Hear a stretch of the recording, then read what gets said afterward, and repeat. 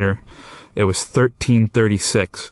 The Duke of Burgundy, a man named Odo IV, was hosting a feast for the new King of France, Philip VI. This was not a small dinner. This was a state affair. The kind of event meant to display power and wealth. We don't have the full menu, but we know one detail recorded by the court accountants.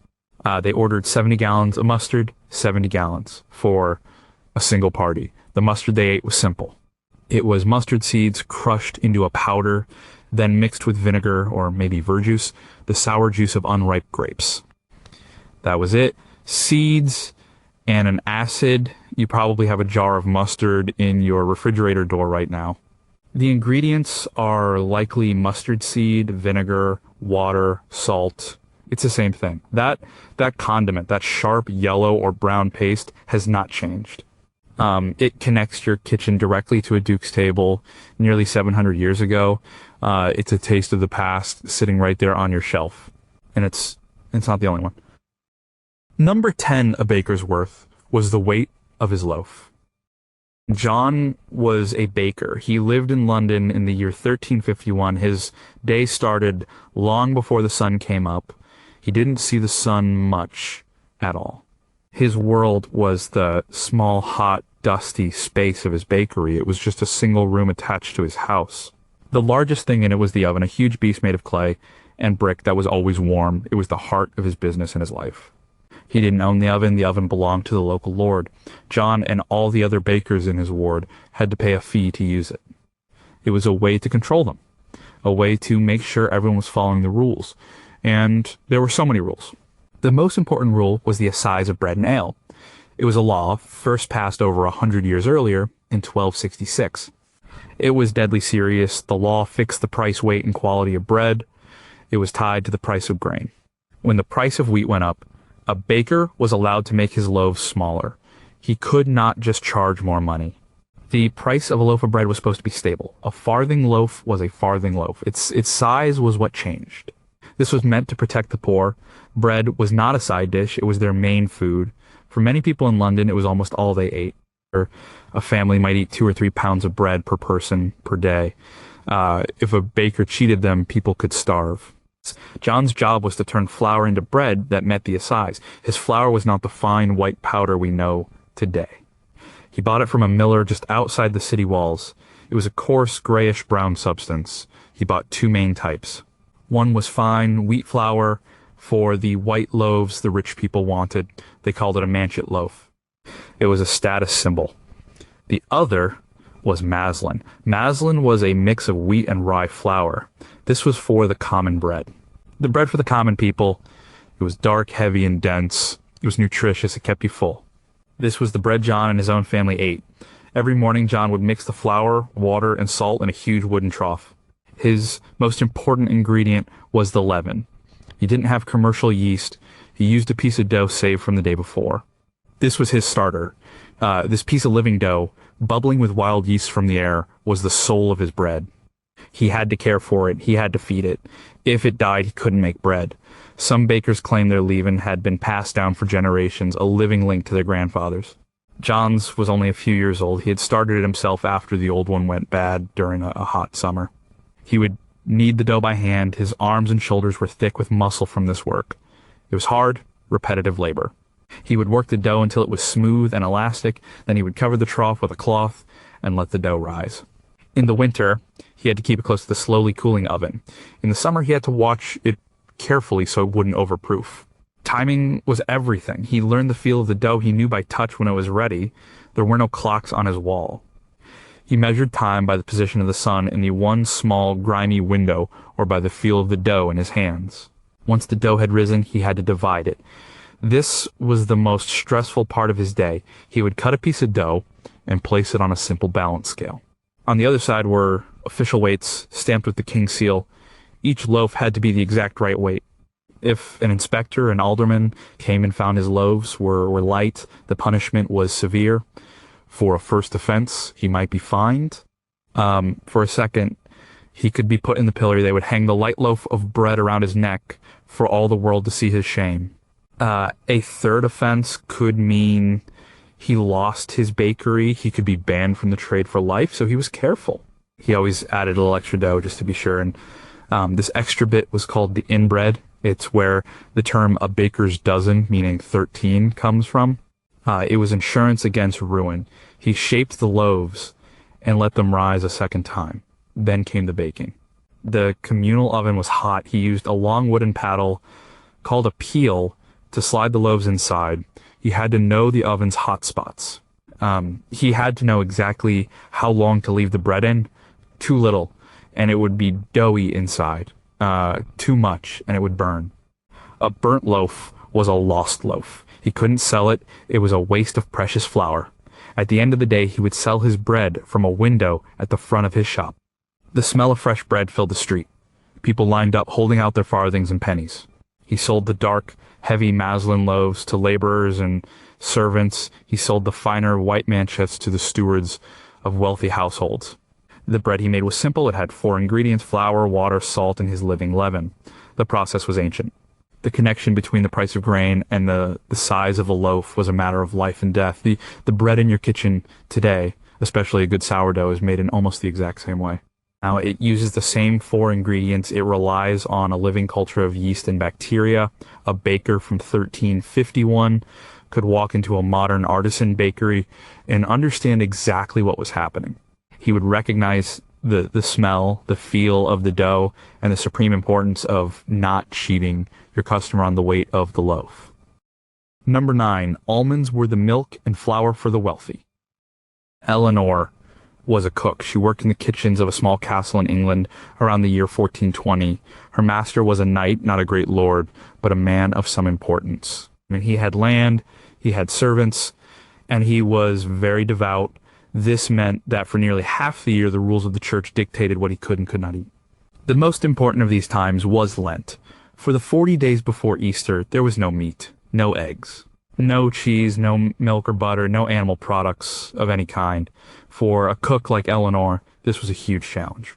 Her job was to produce rich, impressive meals without any of her usual ingredients. She had to create feasts that looked like feasts even when they were made of fish and vegetables. Her secret weapon was the almond. In the castle's pantry, there were sacks of almonds. They came from Spain or Italy, carried overland and by sea at great expense. Almonds were not cheap. They were food for the wealthy. For Eleanor, they were the key to everything.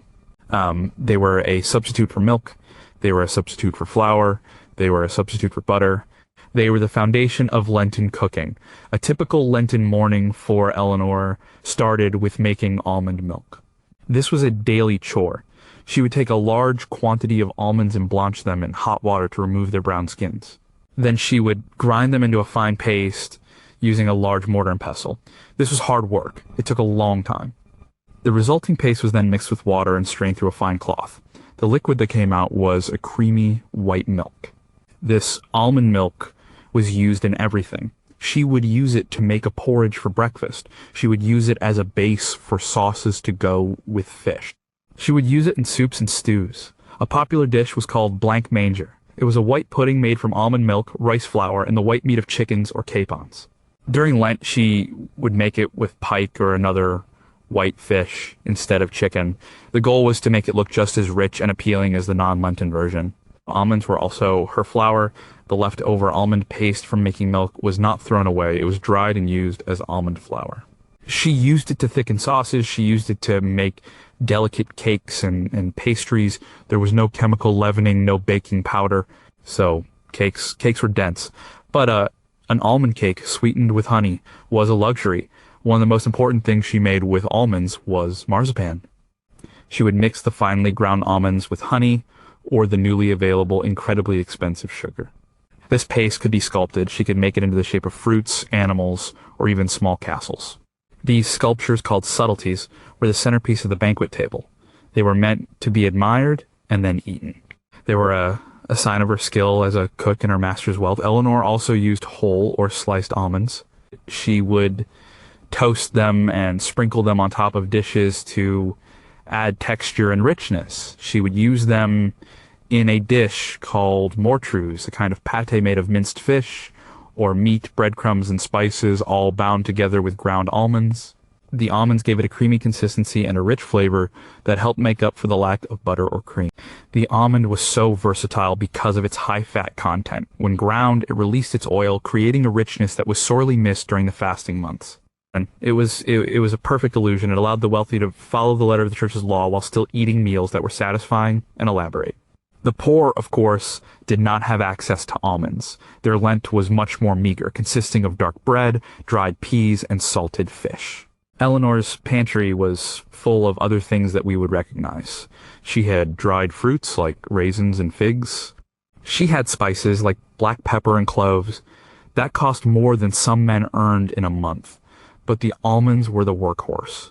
They were the ingredient that made the difficult culinary puzzle of Lent possible to solve. Today, you can buy a carton of almond milk, a bag of almond flour, or a tube of marzipan at any grocery store. They are common items. We think of them as modern health foods or baking ingredients, but they are not modern at all. They are medieval staples. They are the same ingredients Eleanor used 600 years ago to create a Lenten feast for her night. The process of grinding nuts with water to create a milky liquid is ancient. The almond in your pantry is a direct link to a time when it was the only way to have milk in your soup during the long 40 days of Lent. Number 8, the monks of Parma called it. Cassius Parmensis. Brother Luca was a Benedictine monk. He lived in a monastery near Parma in Italy in the year 1254. His life was one of prayer and work. The motto of his order was Orat Labora, pray and work. His work was in the monastery's dairy. He was a cassaro, a cheesemaker. The land around the monastery was not good for growing olives or grapes, but it was perfect for grazing cows. The monks had large herds of cattle. This meant they had a lot of milk, more milk than they could drink or sell before it spoiled. They needed a way to preserve it. The answer was cheese. But not just any cheese. They needed a cheese that could last for a very long time. A cheese that could be stored for years and even improve with age. The cheese Luca made was called Cassius Parmensis, the cheese of Parma. It was the ancestor of modern Parmigiano Reggiano. The process was already ancient by his time, perfected by generations of monks before him. It was a strict, unchanging ritual. It had to be done the same way every single day. His day started before dawn, when the tenant farmers who worked the monastery's lands brought the morning's milk. The milk had to be fresh. It had to be still warm from the cow.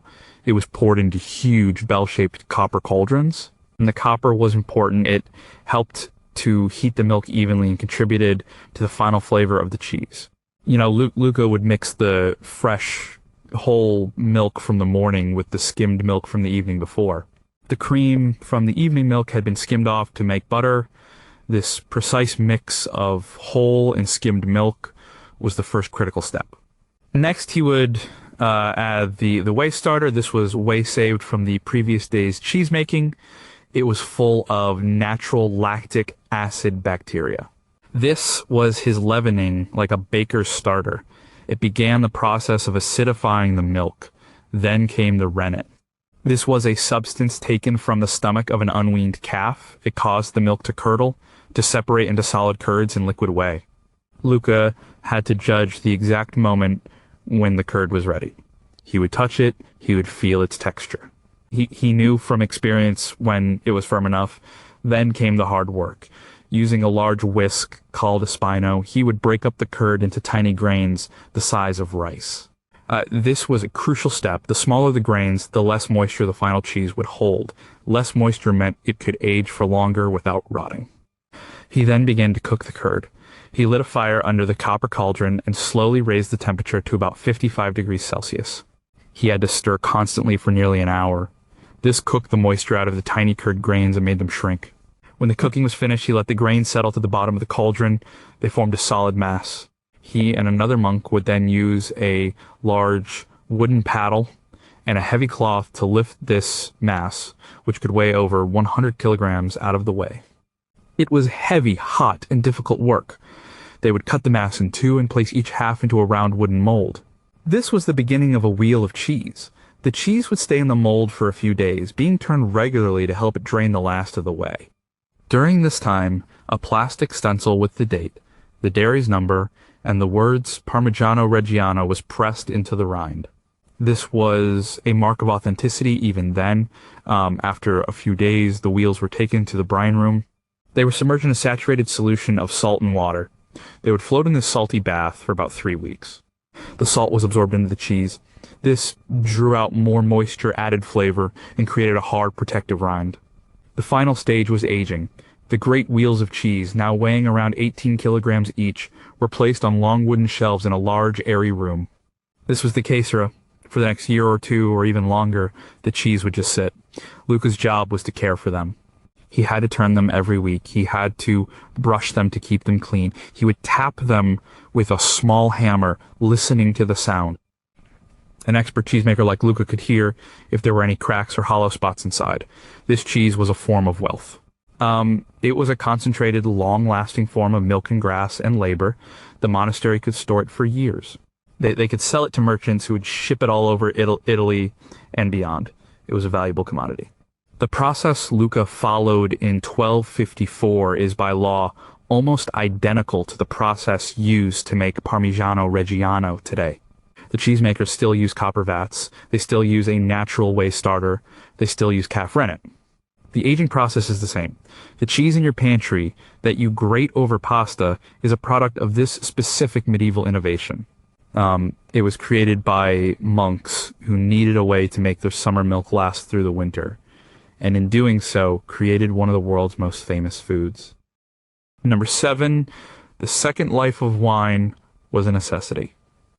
As Marie lived in a small village in Burgundy, France, in the year 1150, her husband was a vintner. He grew grapes and made wine.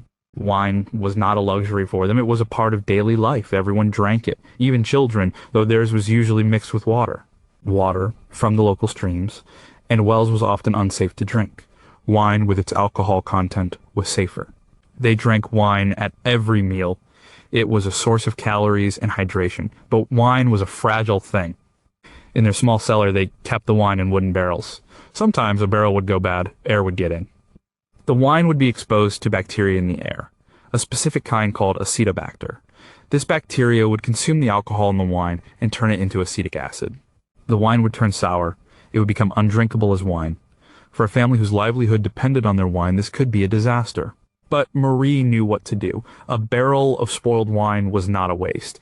It was the beginning of a new product. It was the beginning of vinegar. The word vinegar comes from the French vinaigre, which means sir wine. For Marie, this was a literal description. Making vinegar was not a complicated process. It was a natural one. She just had to help it along. She would take the sour wine and pour it into a special barrel called a vinegar cask. This cask had a wide opening at the top to let in air and a tap at the bottom to draw off the finished vinegar. The most important thing was the mother. The mother of vinegar was a slimy, gelatinous disc that would form on the surface of the wine as it turned. It was a living colony of the acetobacter bacteria. Marie would carefully take the mother from a previous batch of vinegar and add it to the new barrel of sour wine. This would speed up the process dramatically. The mother would float on top, and over a few weeks or months, it would transform the entire barrel of wine into sharp, pungent vinegar. And vinegar was an essential item in her kitchen. She used it for cooking. A splash of vinegar could brighten the flavor of the constant pottage, the thick stew of grains and vegetables that was their main meal. It could cut through the richness of fatty meats. She used it to make a simple sauce with mustard seeds, much like the one served at the Duke of Burgundy's feast.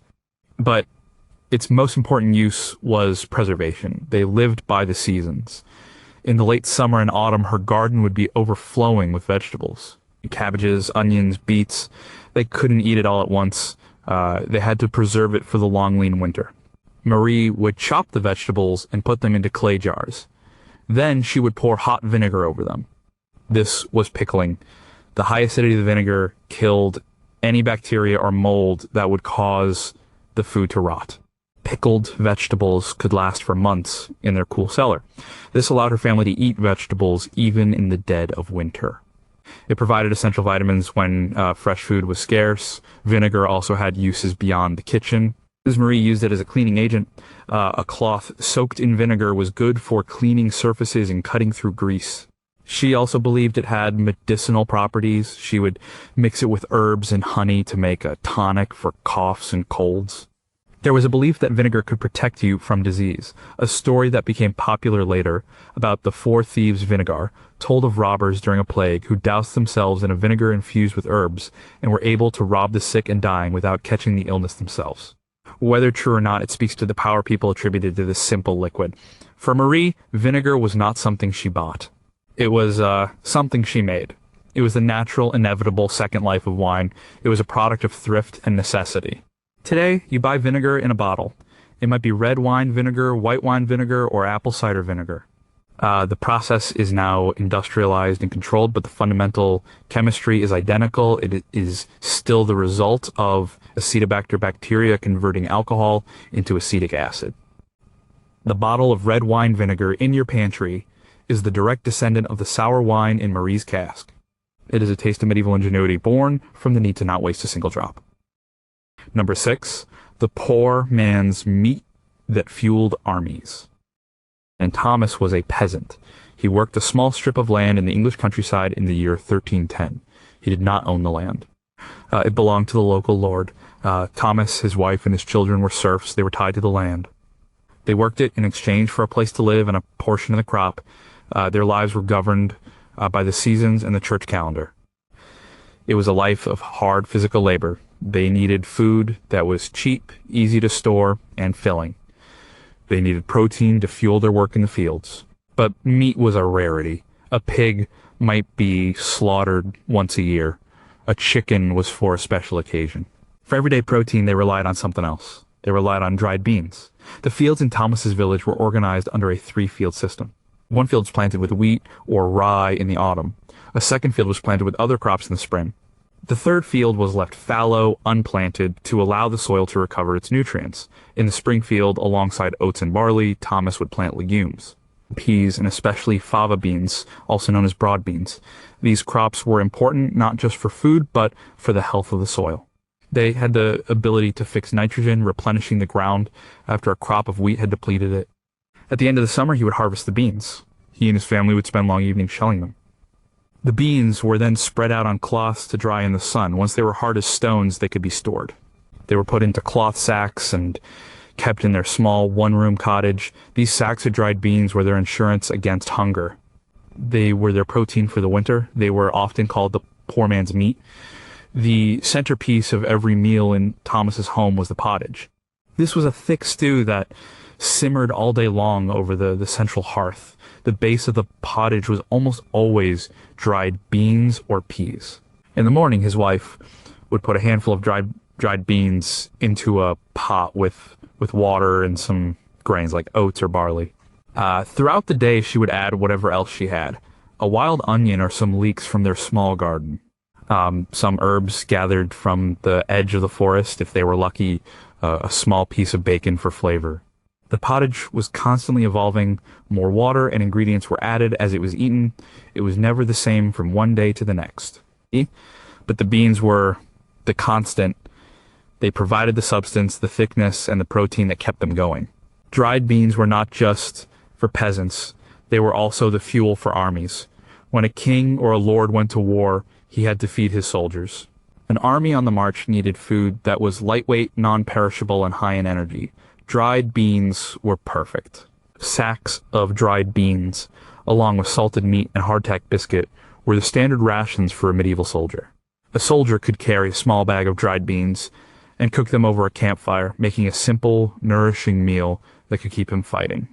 The beans Thomas ate were fava beans. Other types of beans that are common today, like kidney beans, pinto beans, or black beans, were not available in Europe.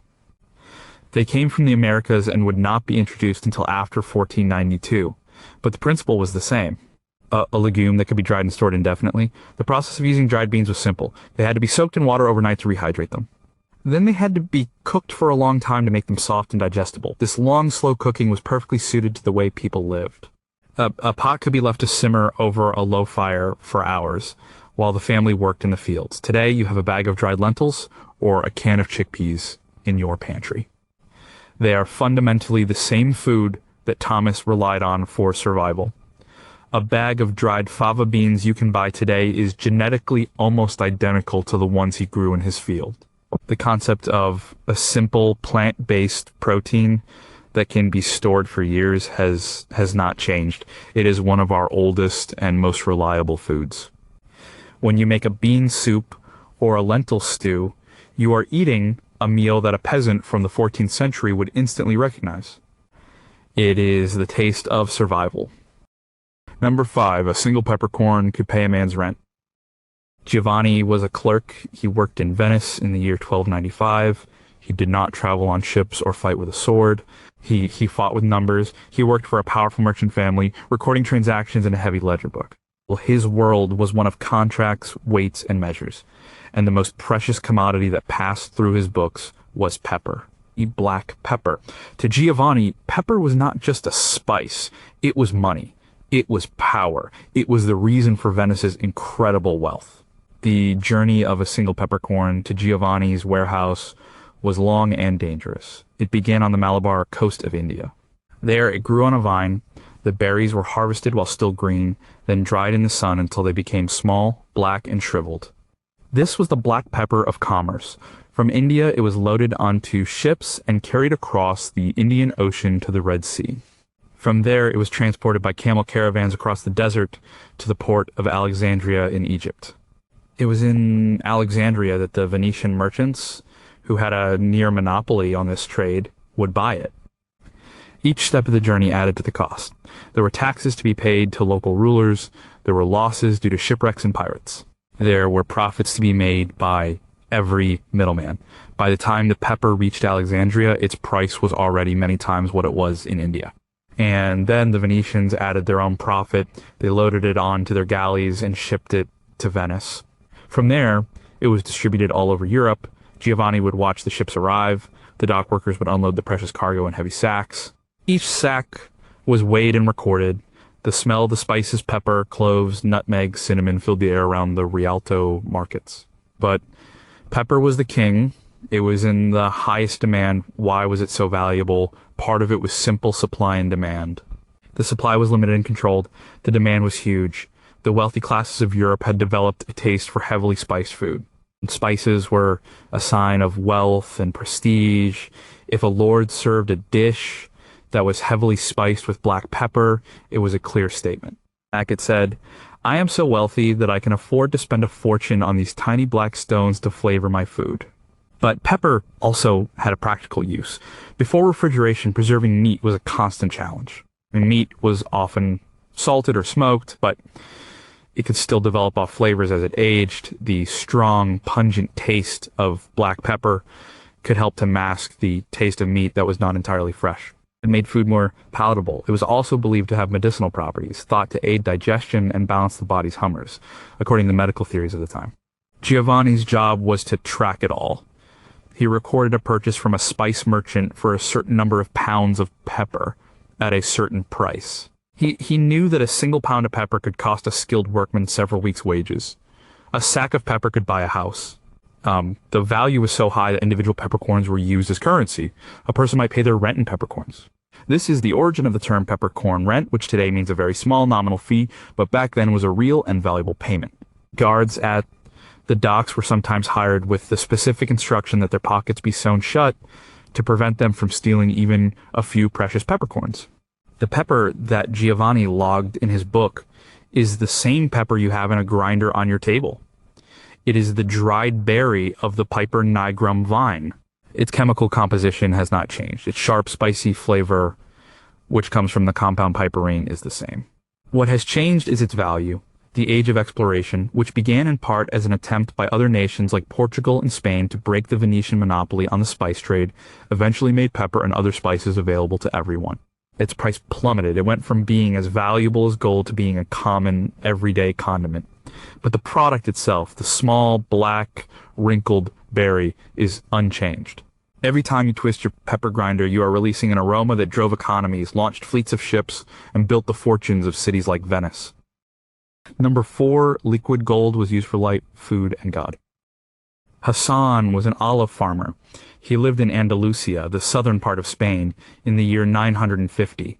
At this time, Andalusia was under Moorish rule, part of the Caliphate of Cordoba. It was a center of learning, art, and agriculture, and for Hassan it was the center of the world for olives. The hillsides around his village were covered in groves of ancient olive trees. Their silvery green leaves shimmered in the sun. Some of these trees had been planted by the Romans, hundreds of years before. They were a gift from the past and a promise for the future. Hassan's life revolved around the olive harvest. In the late autumn, the whole village would be busy. He and his sons would lay large cloths on the ground under the trees. Then they would either climb the trees and pick the olives by hand, or they would beat the branches with long poles, causing the ripe olives to fall onto the cloths. It was hard work, from sunrise to sunset. The harvested olives were taken to the village press. This was a communal facility. It was a simple, powerful machine. The olives were first crushed into a paste by a large stone wheel, turned by a donkey walking in endless circles. This olive paste was then spread onto round, woven mats. The mats were stacked on top of each other. This stack was then placed under a heavy wooden beam press. The immense pressure of the press would squeeze the paste, and a greenish gold liquid would run out. This liquid was a mixture of oil and water. It flowed into a collecting vat. There, because oil is lighter than water, it would rise to the top. Hassan would carefully skim the oil off the surface. This first press oil, the purest and finest, was what they called liquid gold.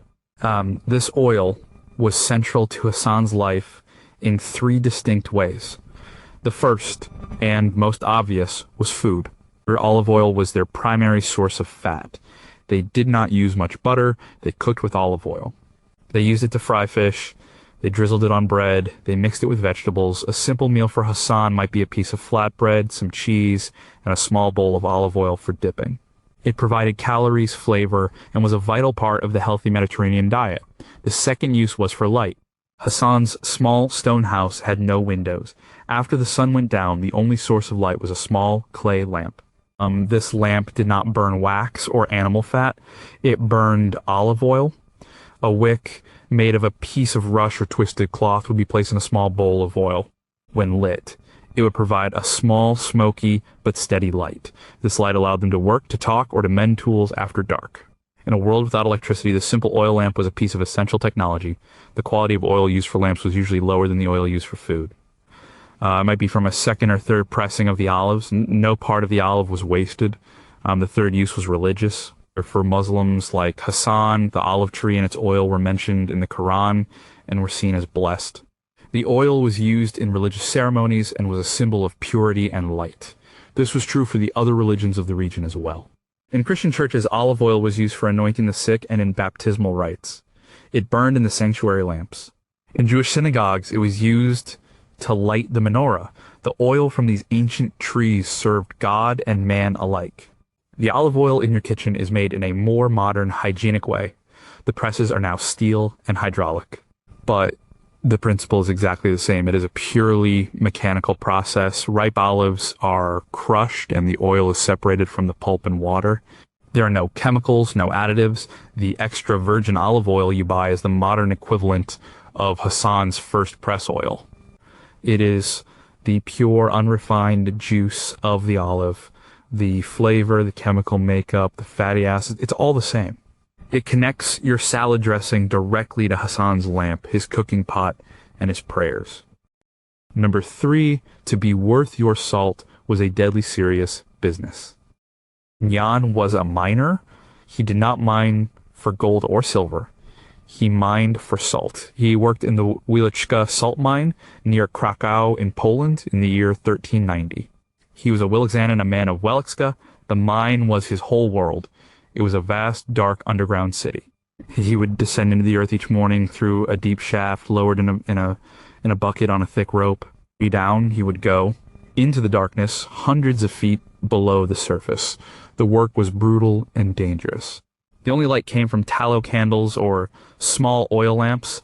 The air was thick with salt dust that burned his lungs.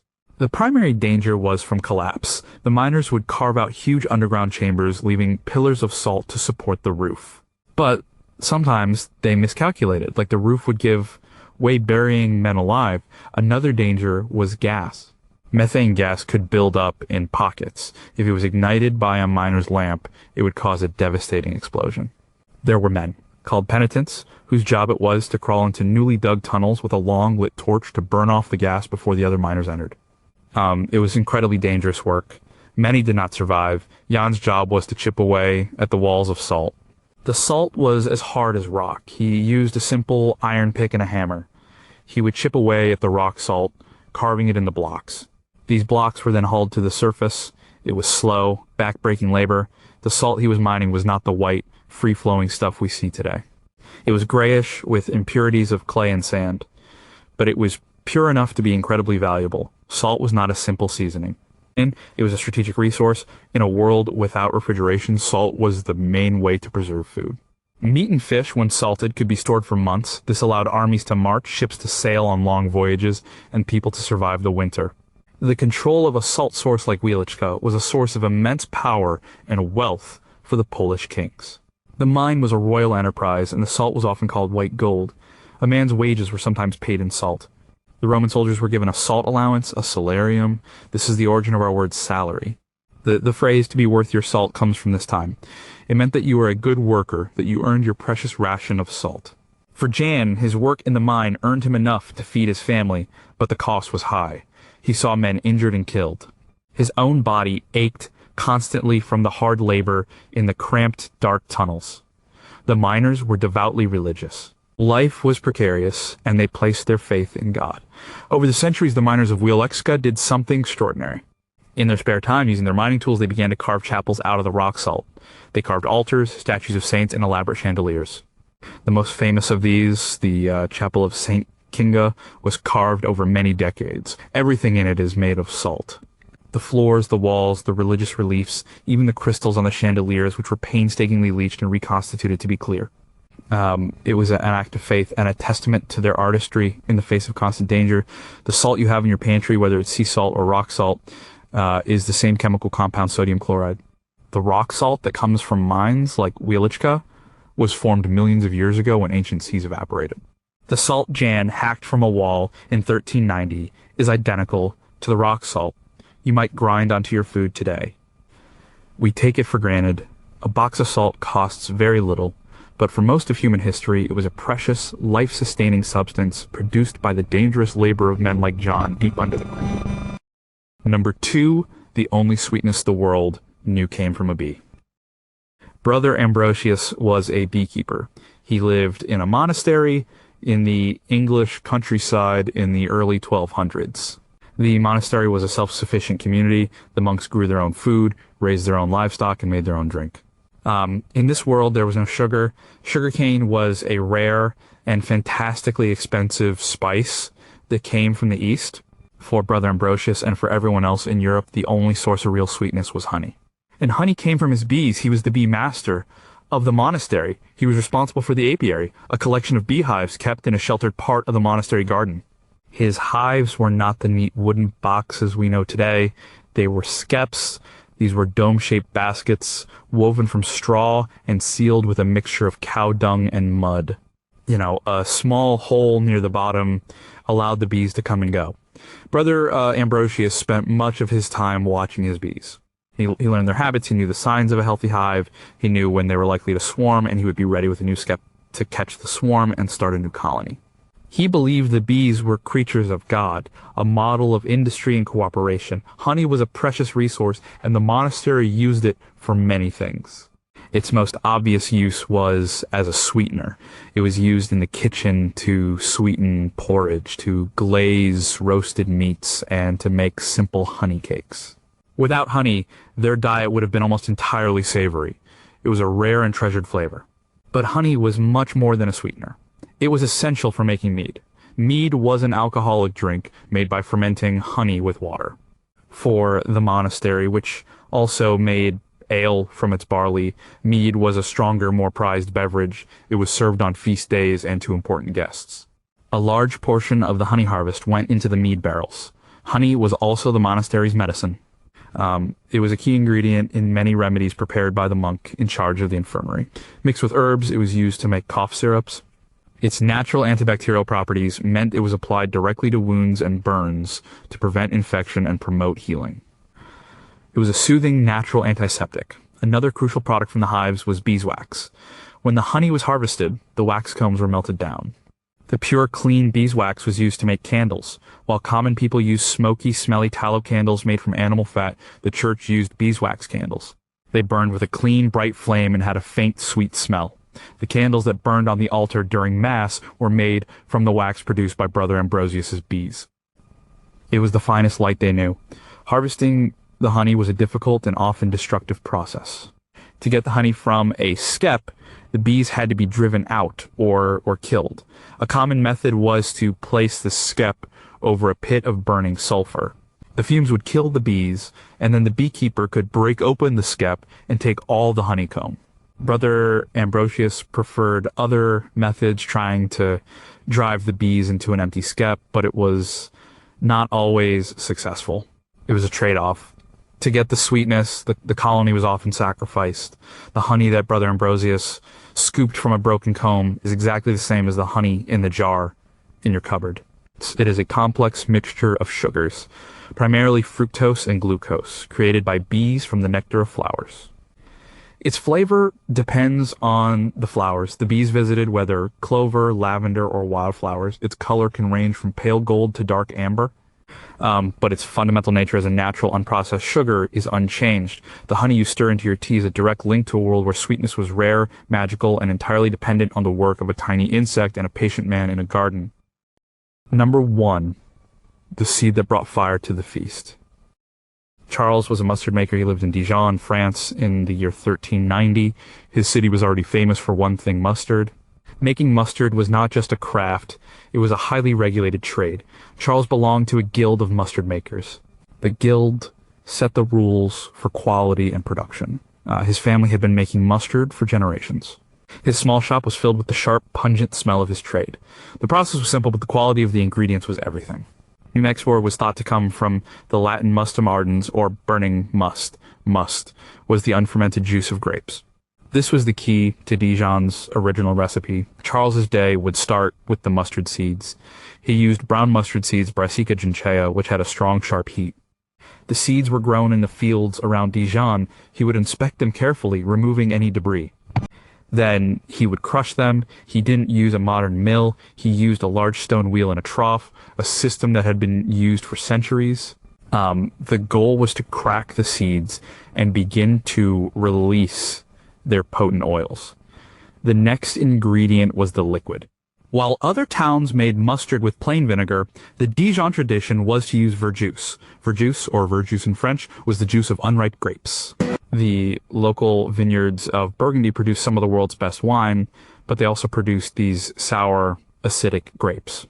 The verjuice gave Dijon mustard its characteristic sharp, wine-like flavor that was different from any other. Charles would mix the crushed seeds with the verjuice. He would let the mixture sit for a while. This was an important step. An enzyme in the mustard seeds called myrosinase would react with other compounds, glucosinolates, when mixed with the liquid. This chemical reaction created the heat of the mustard. The type of liquid and its temperature affected the final flavor. A cold liquid produced a hotter mustard. After the mixture had steeped, it was ground again, this time into a smooth paste. The resulting mustard was a pale brownish yellow color. It was powerfully hot and tangy. Charles would put it into small earthenware jars, seal them with wax, and sell them from his shop. His customers were everyone from common townspeople to the stewards of the great ducal palace. The Duke of Burgundy, Philip the Bold, had a court known for its lavish feasts. And at these feasts, mustard was ever present. 70 gallons of mustard were consumed at a feast a few decades earlier, and the appetite for it had not diminished. Why did they eat so much of it? The flavor was part of it. It was a strong, exciting taste in a cuisine that could be heavy and rich. The spiciness of the mustard cut through the fat of roasted meats and sausages, but it also had a practical purpose. In an age before refrigeration, meat was often preserved with salt. The strong flavor of mustard could make heavily salted meats more enjoyable. It could also help to disguise any hint of gameness or off flavors in meat that was nearing the end of its life. It was a culinary problem solver. The mustard Charles made in 1390 is nearly identical to the Dijon mustard you can buy today. In the 18th century, a Dijon mustard maker named Jean Najon started using vinegar instead of verjuice, which is the standard recipe now. But the core of the product, high quality brown mustard seeds ground and mixed with an acidic liquid, remains the same. The process is the same. The chemical reaction that creates the heat is the same. The jar of Grey Poupon or Mile in your pantry is a direct descendant of the mustard made by Charles in his small Dijon shop.